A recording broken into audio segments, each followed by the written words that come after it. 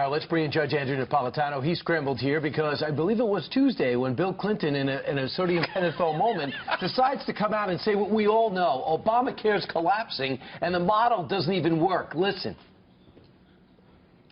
So you've got this crazy system where all of a sudden 25 million more people have health care, and then the people are out there busting it sometimes 60 hours a week, wind up with their premiums doubled and their coverage cut in half.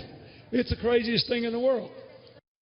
The mic and went off, and Mitch McConnell said, "Thank you very much." Right. That's what everyone's been saying about this. And his wife said, "What the heck are you doing to me?" Yeah. His criticisms are right on the mark. It's astonishing. Well, maybe not, because he's so inscrutable. You can't always predict what he's going to say or how he's going to say it. But for it to come out of the mouth of the former president of the United States, who was the spouse of the current Democratic nominee, crystallizes in a way that, candidly, no Republican could, the problems with Obamacare.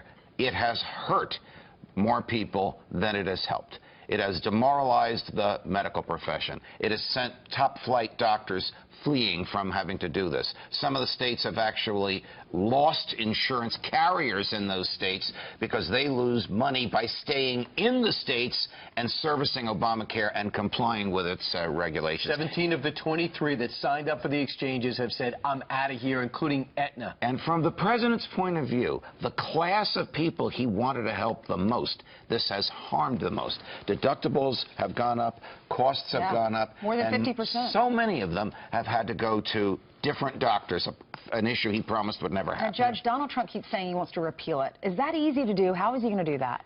Well, replace. Right. It's not easy to do. Remember, this is 2,700 pages, and it's compromise upon compromise upon compromise in order to get it passed without a single Republican vote.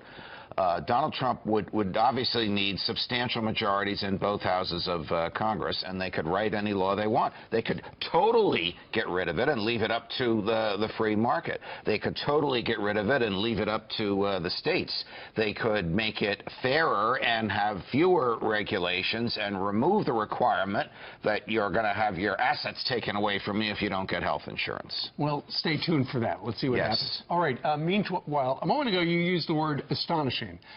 Republicans on Capitol Hill yesterday demanded of the FBI answers to the astonishing agreement between the Department of Justice and two of Hillary Clinton's aides, where give us your laptop, you get limited immunity, and we'll bust them afterwards. The Republicans on Capitol Hill are apoplectic because it's like, hey, there was stuff on those laptops we congressional investigators could have used. This is a new low for the FBI, and it's a head-scratcher as to how this came about.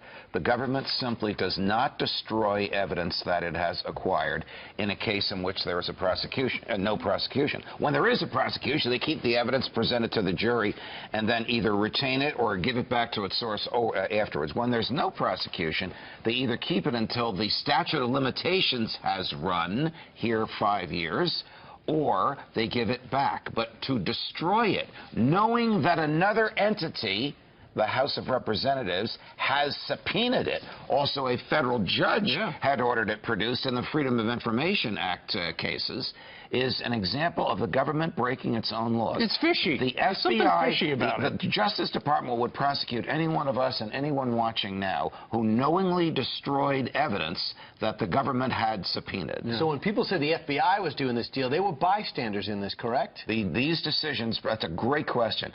These decisions were made by the Justice Department, which used the FBI to further the president's political goals. The word early in this segment was astonishing. Can we use the term abruptly now? The Department of Justice abruptly dropped a case against a Libyan arms dealer who evidently was the go-between to get arms to the Libyan rebels, somehow were ferrying up to Syria. Can you unwind this for us? Yes, this is another case in which the Department of Justice is carrying water for Mrs. Clinton.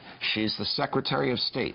She orchestrates this effort to topple Gaddafi, which ultimately is successful in toppling him, but disastrous for Libya, and our own ambassador gets assassinated. One of the means she used was to use her power as Secretary of State to exempt certain arms dealers from the UN embargo. Bottom line, American arms dealers are now, under Mrs. Clinton, shipping heavy military-grade arms to rebel groups. in Libya, supposedly to topple Gaddafi. The CIA is saying, wait a minute, Mrs. Clinton, some of these rebel groups are not really rebel groups. They're terrorist organizations that are going to use the arms against us. Right. One of those arms dealers, who never shipped a single weapon to these creeps, was indicted by the Justice Department for attempting to do it. His defense was, Mrs. Clinton authorized it.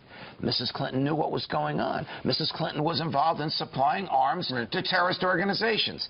2 weeks before the trial, dropped the case. Right. Because they didn't want this defense to play out in a public courtroom. And by the way, a lot of those arms end up in Syrian rebels, a lot of terrorist organizations. Some of those arms are being used against us today. Wow.